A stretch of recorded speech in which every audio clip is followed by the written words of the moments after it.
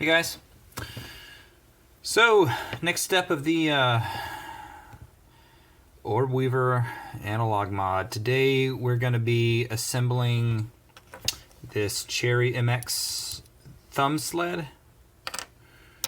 This is the piece, this is the piece that would sit basically there in place of that just horrible lever that comes from the factory.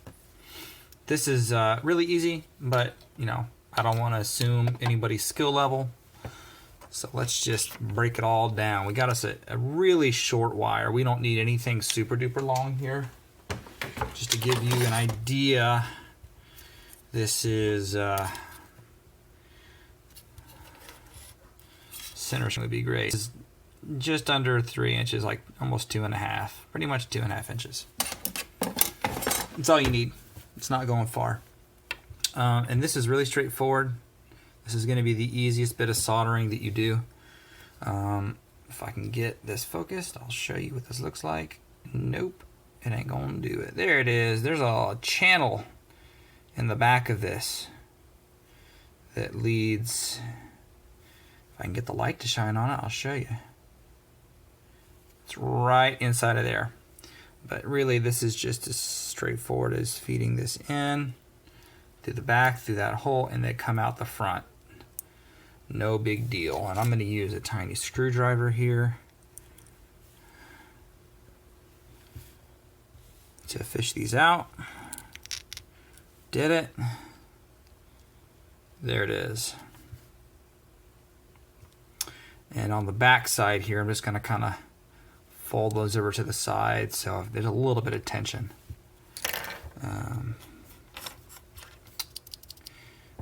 Typically these MX switches are aligned such that the holes for an LED, which are right here, go up. So we're gonna solder it like this. And I'm not even gonna, well, I say that. I wonder if I can get away with not using helping hands here. Doesn't really matter.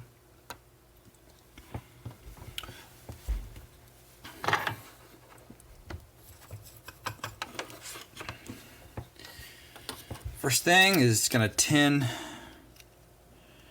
the legs on this switch.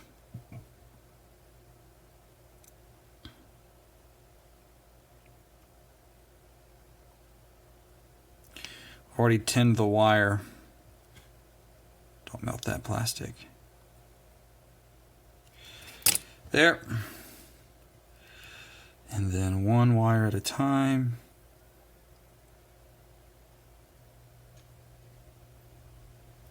I've always liked soldering Cherry MX for some reason.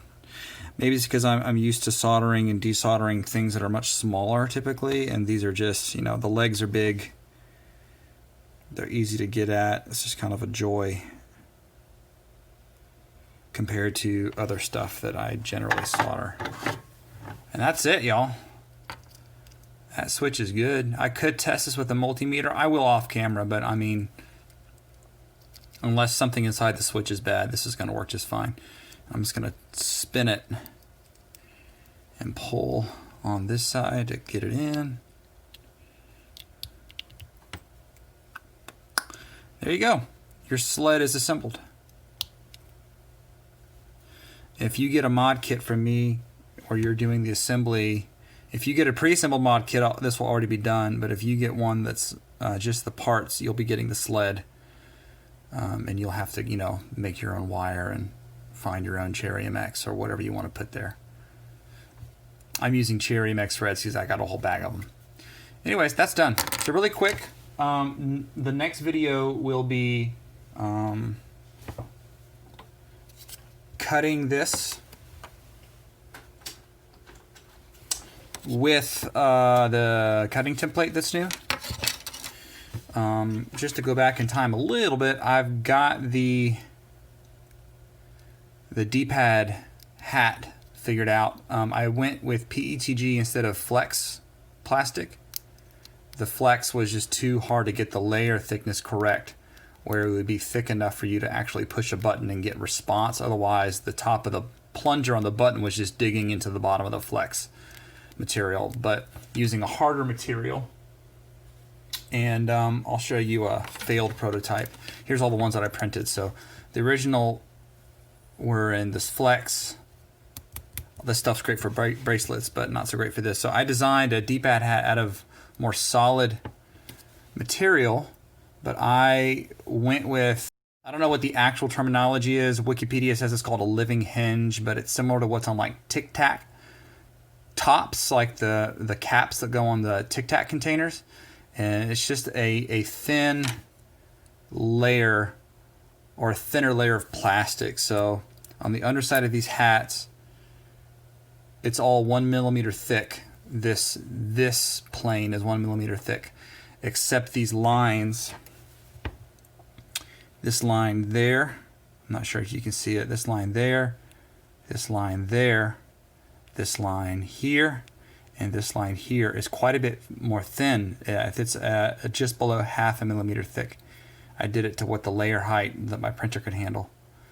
And it lets these flex, these little wings, these ends flex independently, while the actual material is still stiff enough to handle the rigidity of these plungers. Because this flexible material was just not rigid enough. You would push it and it would smorsh into the plastic. It just didn't feel good. So now we got these guys. This is the final one.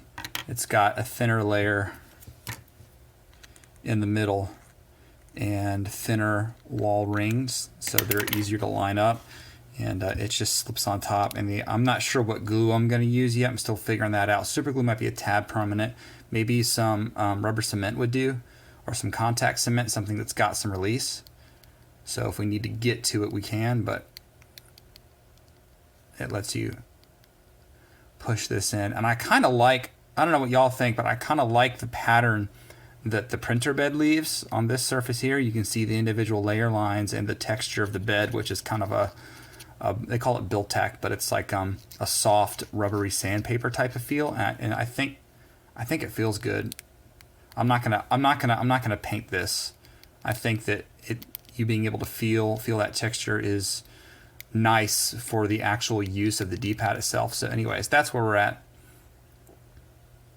For the record, I'm not using Plasti Dip anymore.